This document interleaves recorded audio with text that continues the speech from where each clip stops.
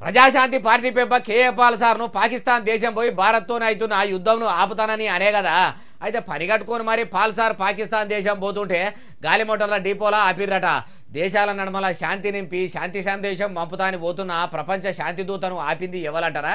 మీరే చూడండి. నేను ఇస్తాంబుల్ టర్కీ వెళ్తుంటే ఆఫ్లోడ్ చేస్తున్నారు.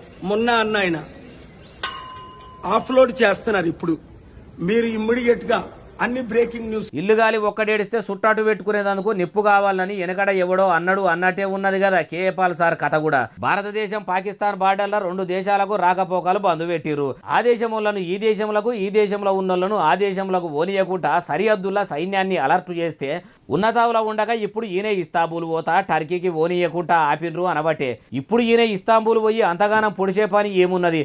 ఆయన తాడు పోతే అటాంకల్నే అనగబడితే ఆయన్ను ఇడిపించేందుకు ఇక్కడి ప్రభుత్వాలకు అదోపే దపని.